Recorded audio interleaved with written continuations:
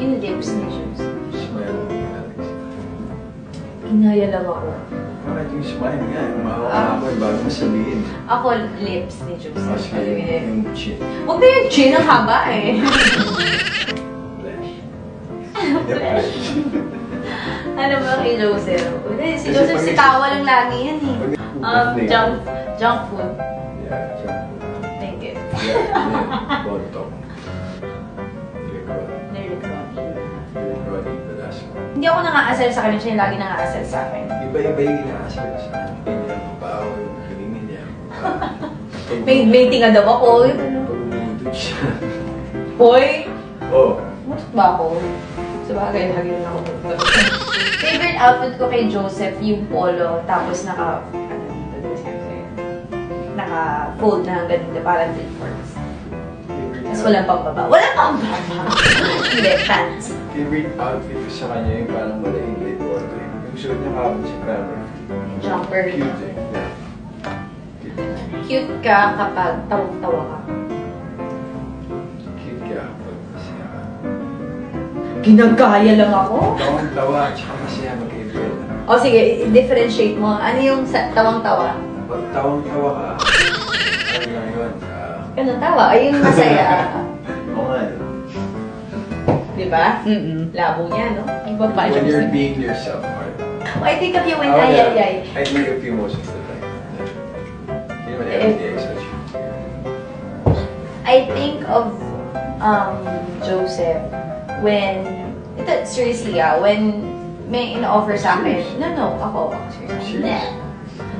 Meron sa akin ino-offer na project and I know na magkakaroon para ng love interest. Niisip ko talaga na sana si Joseph na. Yeah, hindi ko totoo kasi ako yung kinuha niya for her first music video. Oh. Sweet na, no? And sa concert ko, binaskil. Yeah. Ako sa concert ko rin, pinaskil. Oo nga. Diba? Pag mo labasan ng dito. Pag may gusto siya. You know, kahit ayoko parang, okay, alright. Let's do this, I'll give this to you, okay, Hindi whatever. ko siya matiis kapag namumula na siya kasi napapahiya na siya. So parang, sige na nga. Yung pag alam ko hindi na niya kaya, jahe na siya. Cutie siya. Nakikita ko siya. Ako, ina nakikita siya, parang bulo. Kasi minsan, pag may nakikita kang tao, ngingiti ka ba? Pero ikaw pag nakikita ko. Ang sama naman pag nakita mo akong galit ka, isa man. Aburido ako sa mukha Ayan, mga ganyan hirit niya. Ayaw niya ako nagiging mapagpatol kasi gusto niya ako laging Ayaw niya ako nag-iisip masyado. Meron ako iisip. Oo. Palagi na siya, okay lang yan. Ayaw ko.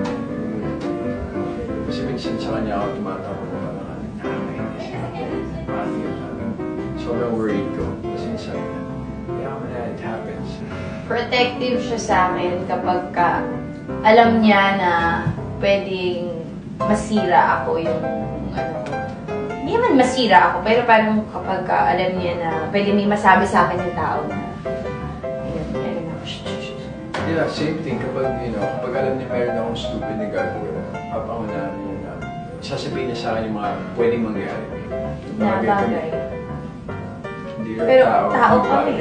Ay, hindi tao yung lugar. O yung pinakawalay na sinabi niya. Hindi ko ima-imagine gawin ng my rebound girl kung hindi siya kasama. Ako na nga rin. Kainis. Nagtatrabaho. Kasi parang hindi ako nagtatrabaho. Like ngayon, parang naglalaro ba tayo? Ngayon, naglalaro ba tayo? Laro na pala sa ito. Tengka kami sa trabaho. Nagtuhan lang. Malaking butas. May ginagawa ako. Kasi laro lang sa'yo lahat to. Sa game. Wala na akong ginagawa. Hindi ka na dito. Ikaw ang nasa. Ha? Ikaw muna. Ikaw na. Sana siya na. Ano? Next ko. Sana siya na lang mag-isip. Hindi akong gamit ako sa masa. Sana siya na lang manliligaw po. Hindi ko magagawang maging ganito ka-komportable kung si Alex. Hindi namin magagawa sa isa't isa ang siraan, backstab ang isa't isa. Yeah, I agree with that. Hindi na ako magka-crush sa kanya. Crush Crush ka siya niya eh. Oh. So obvious. Ako naman, muntik na ako magka-crush sa kanya. Nung crush ko na siya kasi nakita ko, suminga siya tapos ininom na yung sipon niya. Nandili ako. Sexy na ang pag-inom ko. Pag humingiti talaga si Joseph, ang cute talaga. Cute niya talaga. Titikils talaga siya. Mukha siya isa kanta. What's the next question? Kainin! Parang mapapamahal na ako sa kanya kapag tumagal pa tong ano namin. Pelikula namin. Nakakatakot na. Parang mapapamahal na ako sa kanya kapag Dapat next director natin, bilhin natin si Love Diaz para i-tackers tayo. parang mapapamahal na ako sa kanya kapag hinayaan niya ako. Mahalin ko siya. Kapag nakita kong sweet siya sa sinunod yung love team na bago. Seriously, seryoso.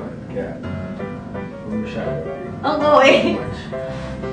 Pag may ibang makakaabis niya.